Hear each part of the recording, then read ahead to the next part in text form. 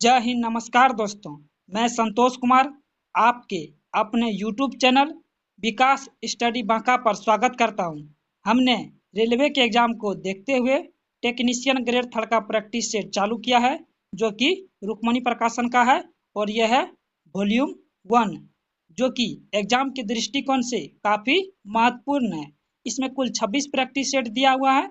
इसमें से हमने अभी तक 9 प्रैक्टिस सेट अपलोड कर दिए हैं।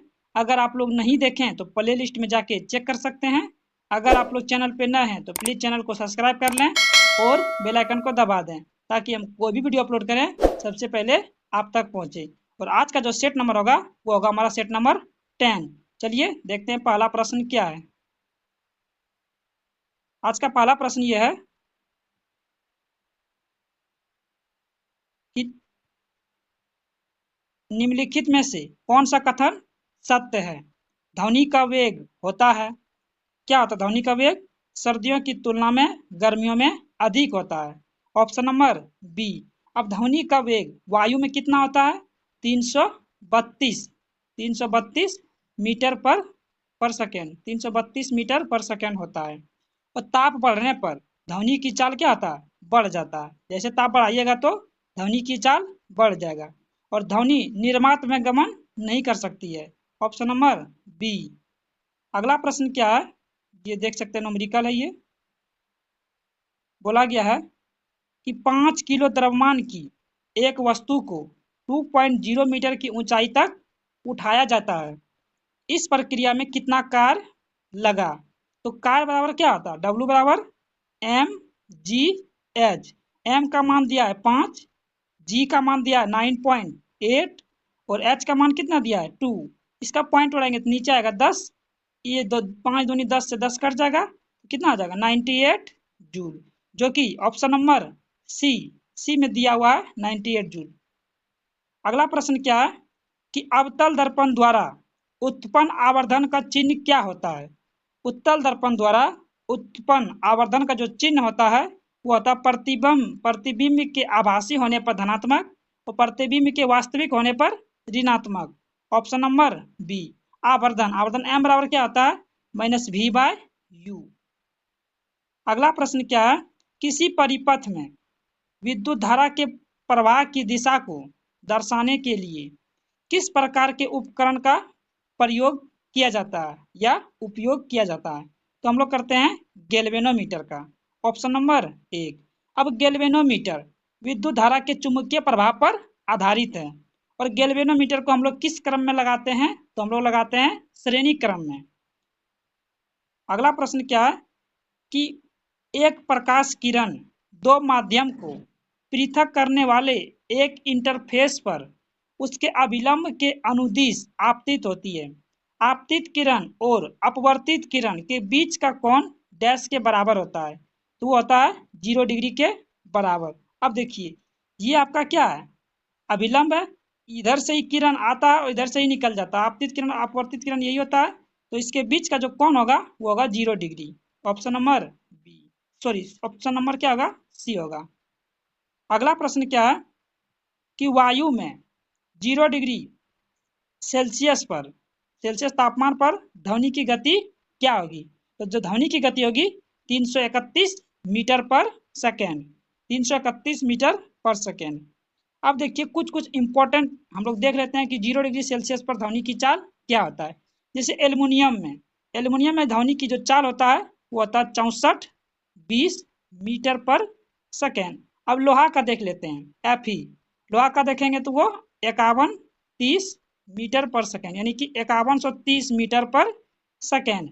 अब देख लेंगे जैसे कि जल में हो जाएगा जैसे कि H2O यानी कि जल में कितना होता है? 1483 मीटर पर सेकेंड। और समुद्री जल में कितना हो जाएगा? तो वो हो जाएगा 1533 मीटर पर सेकेंड। तो इस प्रकार देखें हम 0 डिग्री सेल्सियस पर कुछ इंपॉर्टेंट ध्वनि की चाल।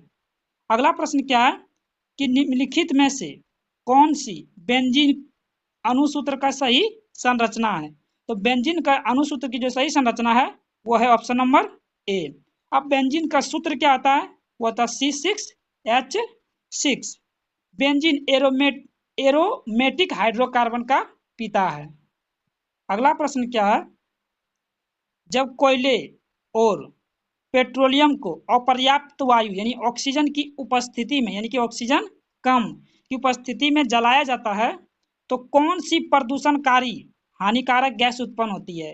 यानी कोयला और पेट्रोलियम को अपर्याप्त वायु की उपस्थिति में, यानी कि ऑक्सीजन की अनुपस्थिति में जलाते हैं, कम ऑक्सीजन की उपस्थिति में जलाते हैं तो वो निकलता है carbon monoxide, CO, carbon monoxide निकलता है। और कार्बन मोनोऑक्साइड एक विषैली गैस है क्योंकि यह ऑक्सीजन की तुलना में 300 गुना अधिक 300 गुना अधिक ज्यादा तीव्रता से हीमोग्लोबिन से अभिक्रिया करके उसके ऑक्सीजन वहन की क्षमता को घटा देता है।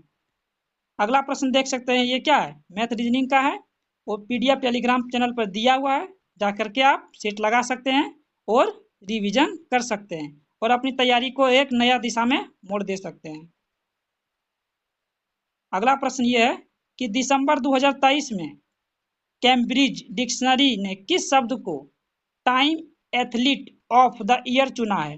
वो किसको चुना है, hallucinate, option number D, hallucinate को। हेल्यूसिनेट का तात्पर्य होता है मति भ्रम। क्या होता है, मति भ्रम, मति भ्रम होता है। अगला प्रश्न क्या है कि पहला हिम तेंदुआ संरक्षण आंकड़ों के अनुसार भारत में कुल कितने हिम तेंदुए हैं। भारत में कुल कितने हिम तेंदुए हैं, तो वह है 718। और भारत में किस केंद्र शासित प्रदेश या राज्य में सबसे अधिक हिम तेंदुआ है, तो वह है लद्दाख में। कहाँ है, लद्दाख। लद्दाख में कितना है, तो 477 हिम तेंदुआ है। और प्रोजेक्ट हिम तेंदुआ कब शुरू किया गया था, तो 2009 में चालू किया गया था प्रोजेक्ट हिम तेंदुआ। अगला प्रश्न क्या है कि बेंजीन अणु में सिग्मा बॉन्ड और पाई बॉन्ड और कुल बंधनों की संख्या क्रमशः कितनी होगी। अब देखिए बेंजीन का सूत्र क्या होता है, C6H6।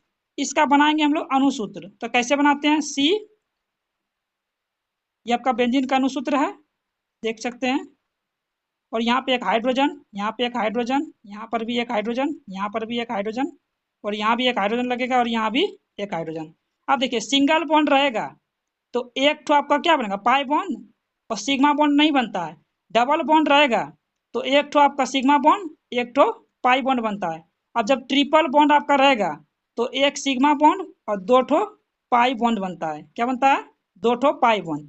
जब सिंगल बॉन्ड रहेगा तो एक ठो सिग्मा बनेगा, उसमें पाई बंधन नहीं बनता है। और जब दो बॉन्ड रहेगा यानी कि दो वो बनाएगा तो उसमें एक सिग्मा एक पाई। जब ट्रिपल बॉन्ड रहेगा तो एक सिग्मा और दो पाई बंध बनता है। इसमें बोला गया, आप देखिए सब जगह एक बॉन्ड यहाँ है, यहाँ डबल बनेगा, फिर एक छोड़ के एक बनता है, इसमें डबल। बेंजीन में एक छोड़ के एक डबल बनता है। तो जहाँ जहाँ डबल है वहाँ वहाँ पाई बनेगा, यहाँ भी पाई बनेगा, यहाँ भी पाई बनेगा और यहाँ भी पाई बनेगा। तो कुल टोटल 3 पाई बनेगा। यहाँ से जो सिग्मा बॉन्ड बनेगा वो बनेगा 12 ठो, और जो पाई बॉन्ड बनेगा वो बनेगा 3 ठो। तो आपसे पूछ रहा है सबसे पहले पाई बॉन्ड, सिग्मा बॉन्ड कितना होगा, 12 होगा। पाई बॉन्ड होगा 3, और कुल कुल 3 दोनों जोड़ेंगे तो 12 3 15, जो कि ऑप्शन नंबर ए में दिया हुआ है। ऑप्शन नंबर ए राइट होगा। अगला प्रश्न क्या है, देख सकते हैं, उस विकल्प का चयन कीजिए जो सही ढंग से या इंगित करता है कि निम्नलिखित में से कौन सा कथन सत्य है। जब जिंक धातु की एक पट्टी को कॉपर सल्फेट विलयन में रखा जाता है। अब देखते हैं सबसे पहले हम लोग जिंक धातु को कॉपर सल्फेट के में रखता है तो कॉपर सल्फेट CuSO4, और रखता है जिंक धातु की एक पट्टी पर कॉपर सल्फेट को जब हम रखेंगे तो क्या बनाएगा, तो बनाएगा ZnSO4 प्लस, क्या अलग करेगा, तो वो करेगा कॉपर।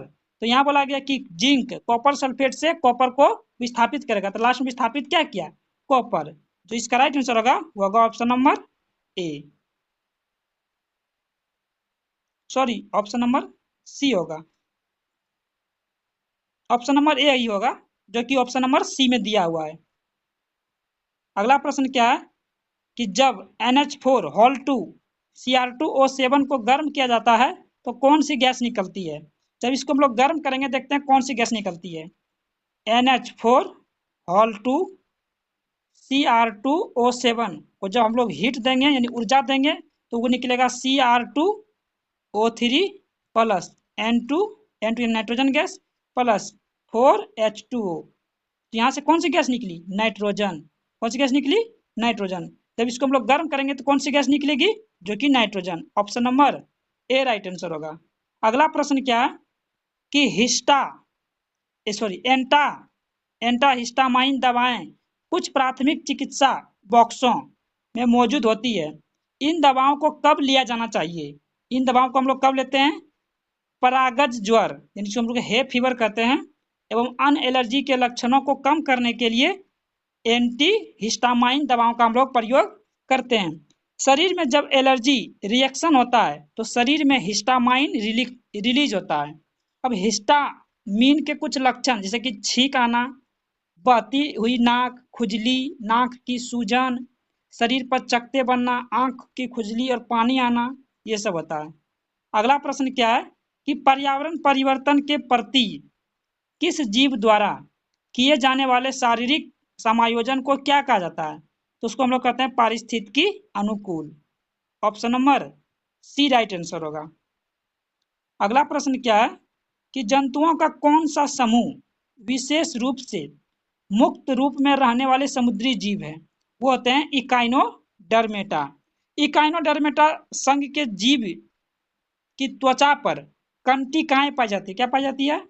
कंटिकाएं पाई जाती है। इसी कारण हम इसको नाम देते हैं इकाइनोडर्मेटा। इसी के कारण कंटिकाएं के कारण ही इसको इकाइनोडर्मेटा में रखा जाता है। अब इकाइनोडर्मेटा के कुछ जीव के उदाहरण भी देख लेते हैं, जैसे कि तारा मछली, ब्रिटल स्टार, समुद्री आर्चियन, समुद्री खीरा, ये सब इसके एग्जाम्पल है। अगला प्रश्न क्या है कि मानव प्रजनन प्रणाली का कौन सा हिस्सा माँ के रक्त से भ्रूण को पोषण प्राप्त करने में मदद करता है? तो वो करता है हम लोग को प्लेसेंटा, जो कि गर्भनाल बोलते हैं हिंदी में, इंग्लिश में बोलते हैं प्लेसेंटा। इसका इंग्लिश वर्जन ही नाम याद रखना आसान होता है, प्लेसेंटा। ऑप्शन नंबर सी। अगला प्रश्न क्या है कि पौधों का सार्वभौमिक प्राकृतिक ऑक्सीजन क्या है? सार्वभौमिक प्राकृतिक जो ऑक्सीजन है वो है IAA। यह प्राकृतिक खरपतवारनाशी है। अब पूछ सकता है कि IAA का फुल फॉर्म क्या होता है? वो होता है indole acetic acid. Indole acetic acid ACID acid होता है। इंडोल एसिटिक एसिड ये होता है IAA का फुल फॉर्म। अब ऑक्सीजन की खोज किसने की थी? वो की थी डार्विन ने। ऑक्सीजन का काम क्या होता है? ऑक्सीजन क्या करता है? पौधे की वृद्धि को नियंत्रित करने वाला हार्मोन है और पत्तियों और फसलों के को विलगन से ऑक्सीजन रोकता है। अगला प्रश्न देख सकते हैं, ये मैथ का है। PDF दिया हुआ है टेलीग्राम पर, जिसका लिंक डिस्क्रिप्शन बॉक्स में दिया हुआ है, वहां से जाके आप हल कर सकते हैं। अगला प्रश्न यह है कि इनमें से किसे मिसाइल मैन ऑफ इंडिया के नाम से जाना जाता है? वो हम जानते हैं डॉक्टर APJ अब्दुल कलाम को मिसाइल मैन ऑफ इंडिया के नाम से जाना जाता है। अगला प्रश्न क्या है कि सहारा रेगिस्तान कहाँ स्थित है? तो सहारा रेगिस्तान है यह है उत्तरी अफ्रीका में। इसमें से और भी इंपॉर्टेंट हम लोग देख लेते हैं मरुस्थल। जैसे पूछ सकता है कि कालाहारी मरुस्थल ये कहाँ है? ये है बोत्सवाना में। पूछ सकता है कि टकला मकान मरुस्थल कहाँ है? वो है आपका चीन में। पूछ सकता है कि अटाकामा मरुस्थल कहाँ है? वो पूछ सकता है वो है उत्तरी चिली में। एक पूछ सकता है कि गोबी मरुस्थल कहाँ है? वह मंगोलिया और चीन के सीमा पर है। अगला प्रश्न क्या है कि रिक्त स्थान में सबसे उपयुक्त विकल्प भरें। यदि एक पौधे का समजीनी यानी कि जीनोटाइप TR है तो समलक्षणी फिनोटाइप क्या होगा? समलक्षणी जो फिनोटाइप होता है वो होता है बोना और गोल। Option number C right answer होगा। अगला प्रश्न क्या है, जब हम जल के नीचे सुराही भरने के लिए रखते हैं, जैसे जैसे सुराही भरती जाती है वैसे वैसे हम विशेष प्रकार की ध्वनि सुनाई देती है। इसका कारण क्या है? इसका जो कारण है वो है अनुनाद। अनुनाद के कारण होता है। अनुनाद में उत्पन्न ध्वनि की आवृत्ति प्राकृतिक ध्वनि की आवृत्ति के बराबर होती है। जैसे कि मीटर घुमाकर रेडियो को बजाना, तानसेन के गाने से कांच का टूटना, ये सब अनुनाद के उदाहरण है। अगला प्रश्न क्या है कि पर्वतीय क्षेत्रों में जल का क्वथनांक क्या होता है? पर्वतीय क्षेत्रों में जितना समुद्र जल का तापमान होता है उससे होता है कम। Option number B. इसीलिए तो पहाड़ों पर खाना बनाने में अधिक समय लगता है, क्योंकि वहां जो 100 डिग्री सेल्सियस पर खोलना चाहिए उससे पहले ही खोल जाता है, जिससे खाना बनाने में क्या होता है, देरी होता है। और दाब के बढ़ाने पर जल का क्वथनांक बढ़ता है। पृथ्वी की सतह से ऊपर जाने पर वायुमंडलीय दाब घटता है, जिसके कारण गुब्बारे पर जाके फट जाते हैं, फाउंटेन पेन से स्याही बाहर निकल जाते हैं। अगला प्रश्न क्या है, ये देख सकते हैं कि एक व्यक्ति 100 सेंटीमीटर से निकट की वस्तु को नहीं देख सकता है। लेंस की फोकस दूरी क्या है जिसकी आवश्यकता उसे 25 सेंटीमीटर पर रखी वस्तु को साफ देखने के लिए होगी? आप देखिए, यहाँ नोमरिकल है आपका, यहाँ लगाएंगे u बराबर, यहाँ आ जाएगा 100 सेंटीमीटर। क्यों? क्योंकि 100 सेंटीमीटर से निकट देखता है, इसलिए u है पॉजिटिव में। और v भी दे दिया आपका कि 25 सेंटीमीटर पर प्रतिबिंब बनता है। यहाँ से पूछिए f का मान, तो 1/f बराबर क्या होता है, 1/v लेंस सूत्र में माइनस 1/u रख देंगे। 1/f बराबर 1/v कितना है, 1/25 माइनस 1/100। जब इसको हल करेंगे तो कितना आएगा मान हमारा, 1/f बराबर आएगा 3/100। यहाँ से f का निकालेंगे, वो निकलेगा 100/3, जो कि 33.33 आएगा, जो कि ऑप्शन नंबर सी में दिया हुआ है। अगला प्रश्न क्या है कि केशिकत्व के कारण द्रव नली में ऊपर चढ़ेगा यदि स्पर्श कोण का मान क्या होगा? यदि स्पर्श कोण का मान न्यून कोण होगा तब वह द्रव नली में ऊपर चढ़ेगा। अगला प्रश्न क्या है कि श्यान द्रव में सीमांत वेग से गिरने वाले पिंड का त्वरण क्या होगा? तो उसका जो त्वरण होगा वो होगा 0। ऑप्शन नंबर ए राइट आंसर होगा। अगला प्रश्न क्या है, एक तत्व के समस्थानिकों के अणु के द्रव्यमान में क्या अंतर के कारण क्या होगा? यानी कि एक तत्व के समस्थानिकों के अणु के द्रव्यमान में अंतर का कारण क्या है? इसका जो अंतर का कारण है उसके नाभिक में न्यूट्रॉन की अलग अलग संख्या। समस्थानिक में क्या होता है कि परमाणु संख्या समान होती है और द्रव्यमान संख्या अलग अलग होता है। समस्थानिक में होते हैं क्या, परमाणु संख्या समान, इलेक्ट्रॉन की संख्या समान, प्रोटॉन की संख्या समान, और इसका रासायनिक गुण समान होता है। समस्थानिक में क्या होते हैं कि रासायनिक गुण समान होते हैं और भौतिक गुण भिन्न होते हैं, जो कि ऑप्शन नंबर बी। अगला प्रश्न क्या है कि लवण विलयन का POH 6 है, उसका pH मान क्या होगा? उसका जो pH मान होगा, अब देखिए pH प्लस POH बराबर हो जाएगा 14, क्योंकि कुल कितना आता है 14 होता है pH मान। अभी हमको pH निकालना है, इसका मान कितना दिया हुआ है 6, pH प्लस 6 बराबर 14। यहाँ से जो pH निकलेगा वो निकलेगा 8, जो कि ऑप्शन नंबर ए में दिया हुआ है। अगला प्रश्न ये देख सकते हैं मैथ का है, ये भी आपका मैथ रीजनिंग का प्रश्न है जो कि बहुत अच्छा से दिया हुआ है, इसमें सेट आप लगा सकते हैं, बहुत बेहतरीन दिया हुआ है। अगला प्रश्न क्या है, केंदुली उत्सव डैश में आयोजित किया जाता है?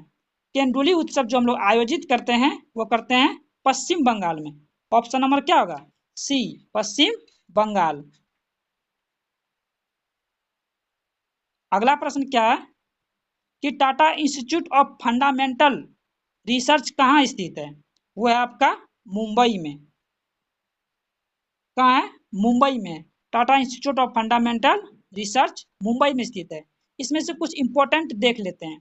पूछ सकता है कि केंद्रीय चमड़ा अनुसंधान संस्थान कहाँ है? वो है चेन्नई में। इंडियन सिक्योरिटी प्रेस कहाँ है? तो वह नासिक महाराष्ट्र में। भारतीय मौसम वेधशाला कहाँ है? तो पुणे में। रमन अनुसंधान संस्थान कहाँ है? तो बेंगलुरु में। उच्च अक्षांश अनुसंधान संस्थान गुलमर्ग, जो कि जम्मू कश्मीर में पड़ता है। अगला प्रश्न क्या है कि अल्फा बीटा तथा गामा की वेधन क्षमता का अवरोही क्रम यानी घटते हुए क्रम में बताना है। तो सबसे अधिक जो वेधन क्षमता होती है वो गामा की, उसके बाद बीटा की, उसके बाद अल्फा की। सबसे अधिक वेधन क्षमता गामा की, सबसे कम वेदन क्षमता अल्फा की, और जो ये बीटा है ये दोनों के बीच में रहता है। अगला प्रश्न क्या है कि मस्तिष्क के सबसे बाहर का स्तर क्या होता है? सबसे बाहर के स्तर को हम लोग क्या कहते हैं? तो हम लोग उसको कहते हैं dura mater. Option number B right answer होगा। देखिए इसके मध्य को मस्तिष्क, मस्तिष्क क्या होता है? मस्तिष्क का औसत भार कितना होता है? वो होता है 1400 ग्राम। कितना होता है? 1400 ग्राम। मनुष्य के मस्तिष्क अस्थियों के खोल क्रेनियम में बंद रहता है, जो मस्तिष्क को बाहरी आघातों से बचाता है। और मस्तिष्क के बाहरी परत को मेनिनजेस कहते हैं। यदि इसी में किसी प्रकार की गड़बड़ी होने से मेनिनजाइटिस नामक रोग हो जाता है। अगला प्रश्न क्या है कि विटेकर द्वारा प्रोकैरियोटिक जीवों को किस संघ में रखा गया है? उसको हम लोग रखे हैं मोनेरा में। ऑप्शन नंबर सी। विटेकर ने जीवों को 5 जगत प्रणाली में वर्गीकृत किया था: मोनेरा, प्रोटिस्टा, पादप, कवक और जंतु, ये 5 में। अगला प्रश्न क्या है ये देख सकते हैं। सूर्य के चारों ओर दीर्घवृत्तीय कक्षा में गतिमान ग्रह की स्थितियां ए, बी और सी की गतिज ऊर्जाएं क्रमशः के ए, के बी और के सी है। एसी दीर्घवृत्त, एसी दीर्घ अक्ष तथा सूर्य की स्थिति एस पर एस भी चित्रानुसार दीर्घ अक्ष एसी पर लंब है। तब क्या होगा? इसकी बताना है गतिज ऊर्जा। तो इसमें जो होगा इसका राइट आंसर वो होगा ऑप्शन नंबर बी। सबसे अधिक जो गतिज ऊर्जा होगा वो के ए का, फिर के बी का, फिर के सी का। अगला प्रश्न क्या है कि फेफड़ों के चारों ओर की झिल्ली को क्या कहा जाता है? फेफड़ों के चारों ओर की झिल्ली को हम लोग कहते हैं फुसफुसीय आवरण। Option number B right answer होगा। इसको हम लोग कहते हैं प्लूरा। क्या कहते हैं? प्लूरा, PLEURA, प्लूरा कहते हैं। फुसफुसीय आवरण या इंग्लिश में क्या कहते हैं? प्लूरा। हृदय का आवरण, हृदय का आवरण पेरिकार्डियम से घिरा हुआ रहता है, जबकि वृहत यानी किडनी का जो आवरण घिरा रहता है वो होता है पेरिटोनियम, पेरिटोनियम से घिरा हुआ रहता है। अगला प्रश्न क्या है कि एल लंबाई और ए अनुप्रस्थ काट के क्षेत्रफल वाले एक तार का प्रतिरोध 0.4 ओम है। समान पदार्थ से निर्मित लंबाई, समान लंबाई एल और अनुप्रस्थ 4 ए अनुप्रस्थ काट के क्षेत्रफल वाले तार का प्रतिरोध क्या होगा? अब देखिए इसको हम लोग कैसे निकालते हैं। यहाँ से बनाएंगे। अब देखिए आपका दिया है प्रतिरोध एल लंबाई का, यहाँ से R1 का जो मान दिया है वो दिया है 0.4 ओम। और उसके बाद A1 क्या? अनुप्रस्थ काट का क्षेत्रफल, इसका मान दिया है A। उसके बाद फिर पुनः R2 प्रतिरोध हमको निकालना है। और दूसरा अनुप्रस्थ काट का जो क्षेत्रफल दिया गया है A2 वो दिया गया है 4A। कितना दिया है? 4A। अब देखिए अगला क्या है। आप जानते हैं कि अनुप्रस्थ काट का क्षेत्रफल, अब देखिए प्रतिरोध, प्रतिरोध समानुपाती होता है 1 बटे अनुप्रस्थ काट के क्षेत्रफल के। तो यहाँ से क्या निकालेंगे हम लोग कि R1 बटे R2 बराबर A2 बाय A1। मान रख देंगे। R1 का मान कितना दिया है? 0.4। R2 का मान निकालना है बराबर A2 का मान कितना दिया है? 4A। और यहाँ से कितना मान निकालना है? A इसका मान दिया। A1 का मान कितना दिया हुआ है? A। ये पॉइंट उड़ाएंगे तो नीचे कितना आएगा? 10। ये A से 1 कट जाएगा, ये 4 से 4 कट जाएगा। यहाँ से R2 बराबर जो आएगा वो आएगा 1/10। इसको जब हल करेंगे तो 0.1 ओम आएगा, जो कि ऑप्शन नंबर ए में दिया गया है। अगला प्रश्न क्या है कि एक वस्तु को 10 सेंटीमीटर फोकस दूरी वाले उत्तल दर्पण के सामने 30 सेंटीमीटर की दूरी पर उसके मुख्य अक्ष पर रखा गया है। इसका प्रतिबिंब कहाँ बनेगा? अब ये दर्पण का है तो लगाएंगे फार्मूला। फोकस दूरी दिया यानी यू बराबर कितना दिया है? -10,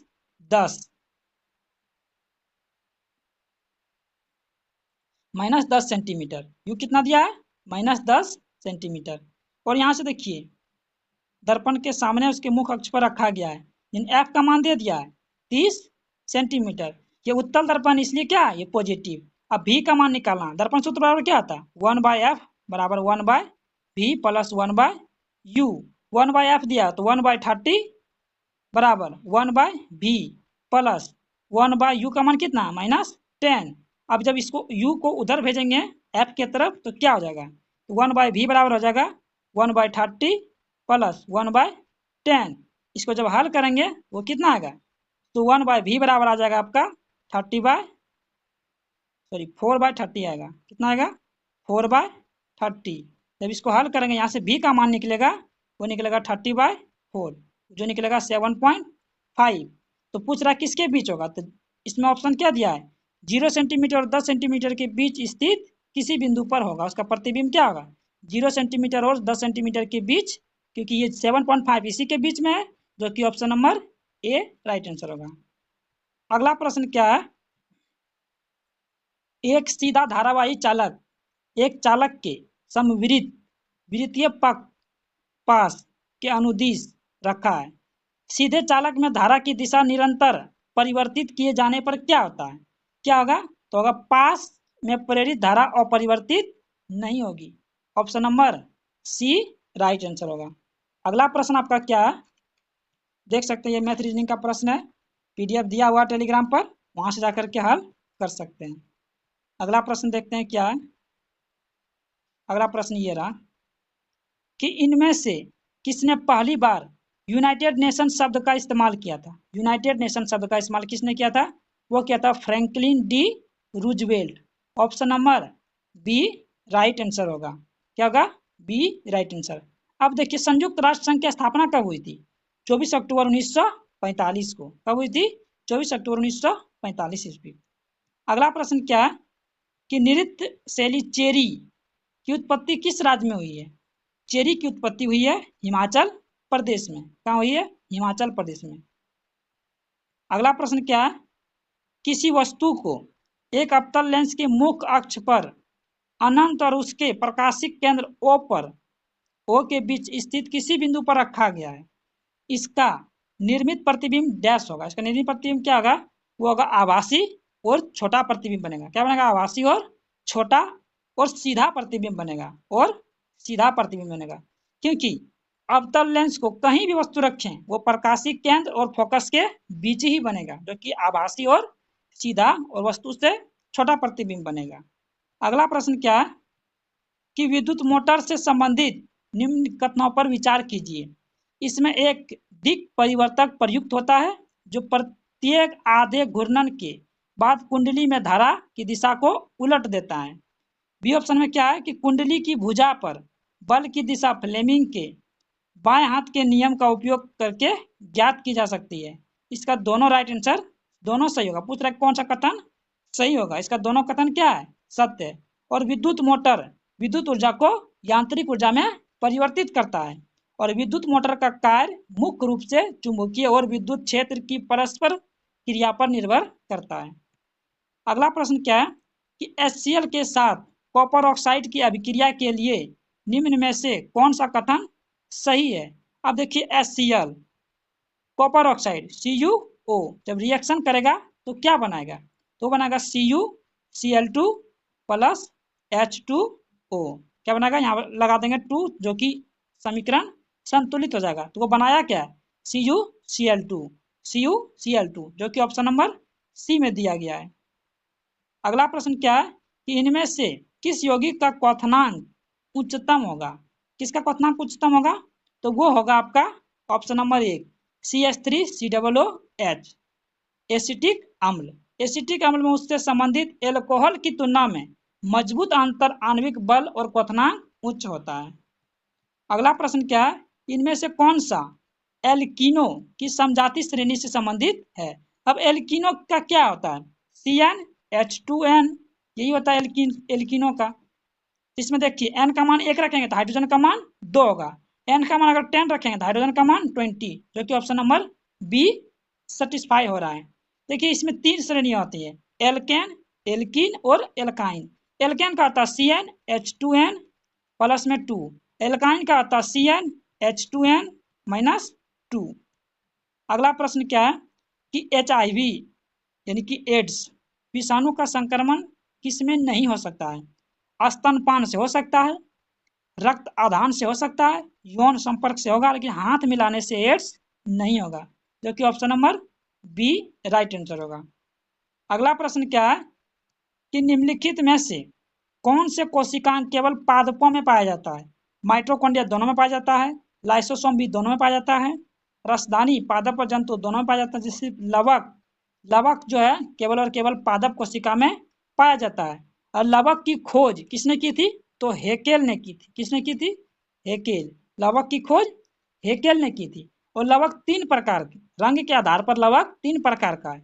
एक हरित लवक जो हरे रंग का होता है, एक वर्णी लवक जो रंगीन होता है, एक अवर्णी लवक जो कि रंगहीन लवक होता है।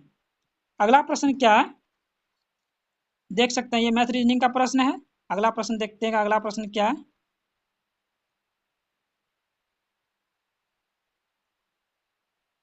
अगला प्रश्न यहाँ एक छूट गया प्रश्न, जो कि आपका 88 में है।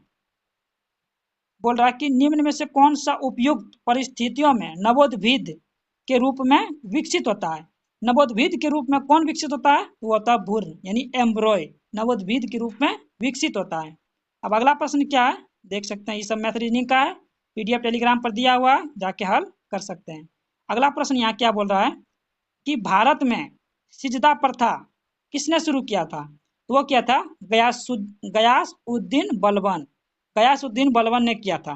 ऑप्शन नंबर सी, बलबन के विषय में कहा गया है उसने लो और रक्त की नीति अपनाई थी। बलबन ने एक सैन्य विभाग दीवान ए अर्ज की स्थापना की थी। और बलबन ने राज दरबार में सिजदा एवं पेबोस प्रथा की शुरुआत की थी। अगला प्रश्न क्या है कि भारतीय संविधान की पहली बैठक कब आयोजित की गई थी? तो पहली बैठक जो की गई थी 9 दिसंबर 1946 को, जो कि ऑप्शन नंबर ए राइट आंसर है।